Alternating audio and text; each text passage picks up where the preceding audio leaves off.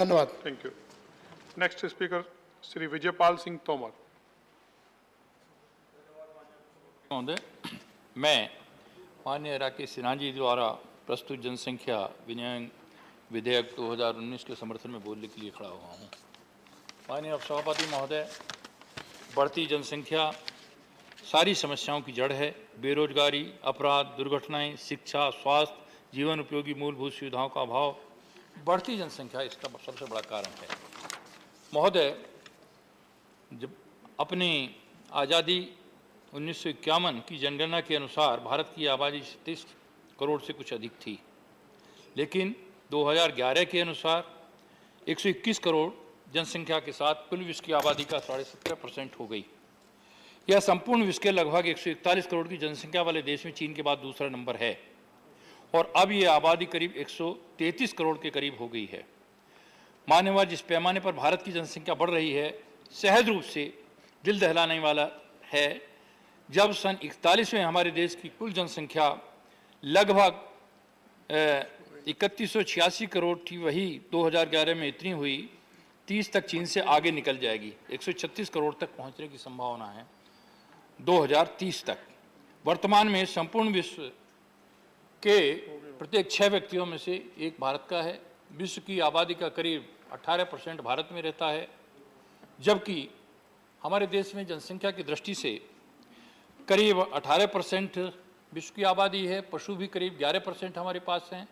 लेकिन जहाँ क्षेत्रफल का सवाल है, हमारे पास करीब 2.4% क्षेत्रफल है, सतही क्षेत्रफल, और 4.2% पानी है। तो एक समय ऐसा आएगा न यहाँ पानी पीने को मिलेगा, जिस तरह से तेज गति से जनसंख्या बढ़ रही है, और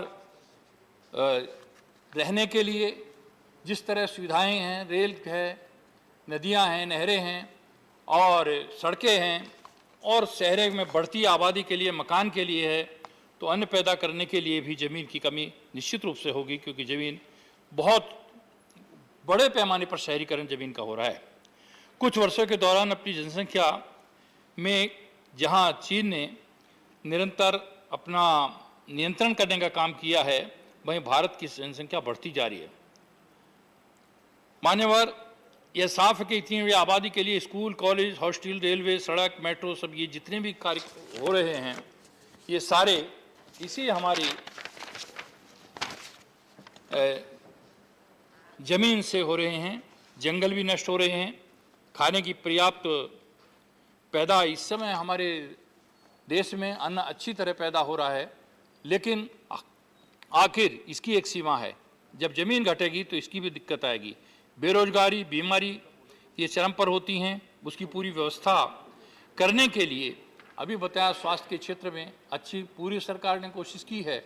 अच्छे एम्स बनाने का काम किया है, हॉस्पिटल बढ़ाने का काम किया है, लेकिन इसके बाद भी जिस तरह से आबादी बढ़ रही है, उसमें दिक्कत आना निश्चित रूप है। और ये इतना भयानक रूप ले सकती है कि जहाँ जब तेज़ी से आबादी बढ़ती है तो गृह युद्ध की संभावना भी हो जाती है।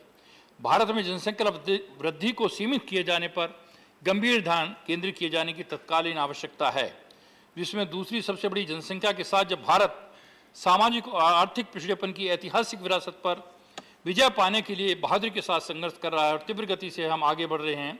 जनसंख्या वृद्धि ने केवल इतनी छोटी मोटी उपलब्धियों को शून्य बना देती है, बल्कि पहले से ही बोझ तले दबी हुई व्यवस्था पर अधिक दबाव इससे पड़ जाता है। मानव भारत में औसतन जन्म दर 1951 से 61 के बीच प्रति 1000 पर 42 थी, और ये 2011 में घटकर 24.8 रह गई। लेकिन मृत्यु दर 1951 से 61 में प्रति 1000 पर 27 थी, जो घटकर मात्र 8% रह गई। जनसंख्या इस प्रकार चूंकि जन्म दर में एक मामूली गिरावट का प्रदर्शन किया है और मृत्यु दर तेजी से नीचे आई है, दोनों के बीच बढ़ती दरार ने भी जनसंख्या को तीव्र गति देने का काम किया है। आज भी लड़कियों की एक बड़ी संख्या का विवाह ऐसी आयु में कर दिया जाता है जब वो विवाह के लोग योग्य नहीं होती हैं, और या तो सामाजिक या भावनात्मक तौर पर अथवा शारीरिक तथा मानसिक रूप से भी तैयार नहीं होती हैं। इसलिए सरकार प्रयास कर रही है कि कम से कम 21 वर्ष आयु लड़की की होनी चाहिए। मान्यवर, धार्मिक रूप से रूढ़िवादी लोग परिवार नियोजन संबंधी जो उपयोग हैं उनका विरोध करते हैं। ऐसी महिलाएं देखने को मिलती हैं जो परिवार नियोजन का पक्ष मात्र इसलिए नहीं लेती क्योंकि वे भगवान या अल्लाह की इच्छा के विरुद्ध नहीं जा सकती। कुछ ऐसी ही महिलाएं हैं जो ये कह देती हैं बच्चे भगवान की देन है और महिलाओं का काम केवल बच्चे पैदा करना। सर्वेक्षण द्वारा पाया गया है कि आधुनिक परिवार नियोजन उपायों के प्रति जागरूकता के बावजूद भी अधिकांश उत्तरदाता, महिला एवं पुरुष दोनों, या तो धार्मिक कारणों से अथवा इसके संबंध में पर्याप्त जानकारी के अभाव के कारण इसके उपयोग किए जाने के विरुद्ध हैं। मान्यवर, देश के करीब 1.30 लाख बाल मजदूर हैं। यदि परिवार बच्चे को काम करने से रोक देते हैं तो उनकी पारिवारिक आय कम हो जाती है। तो इसलिए बच्चों से भीख मंगवाने का काम, इससे बड़ी और शर्म की बात कुछ हो नहीं सकती। मानवर, ब्रिटिश अर्थशास्त्री थॉमस मॉल्सन का मानना था कि जनसंख्या वृद्धि मुसीबत बनकर आती है। जैसे जैसे जनसंख्या बढ़ती चली जाती है वैसे वैसे विकास की दर घटती चली जाती है। माल्थन ने अपनी जनसंख्या के सिद्धांत में बताया है कि मानव जनसंख्या ज्योमेट्रिकली बढ़ती है 2, 4, 8, 16 और लेकिन जो विकास है वो अर्थमेटिकली, अंकगणित के आधार पर बढ़ता है 1, 2, 3, 4। मान्यवर, कुछ समय कितना है मान्यवर? बस टाइम पूरा खत्म हो रहा है।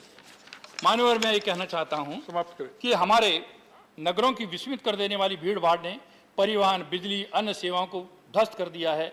133 करोड़ की जनसंख्या में सबके लिए रोजगार, आवास, स्वास्थ्य के संबंध में सोचा जाना चुनौती बनी हुई है। विशेष तौर पर जब प्रतिवर्ष इसमें 2 करोड़ लोग जुड़ जाएंगे, उन्हें भी समायोजित करना होगा। इसके अलावा स्वास्थ्य पर किए जाने वाला खर्च USA, Britain, Australia, Norway, Brazil जैसे देशों में 4% से के ऊपर है। हमारे यहाँ उससे कम है। हालांकि स्वास्थ्य के क्षेत्र में बढ़ाने का काम किया है बजट को, इसके लिए मैं बधाई भी देता हूँ। लेकिन मैं जितना माननीय राकेश जी ने अपने इस विधेयक में किया है, मैं उसका समर्थन करता हूँ और बिना जनसंख्या वृद्धि को रोके हुए इन समस्याओं का समाधान नहीं हो सकता। धन्यवाद। Next speaker Shri Sanjay Singh ji. श्री राकेश सिन्हा जी के द्वारा लाए गए इस महत्वपूर्ण प्राइवेट मेंबर बिल पे मुझे अपनी बात कहने का मौका दिया।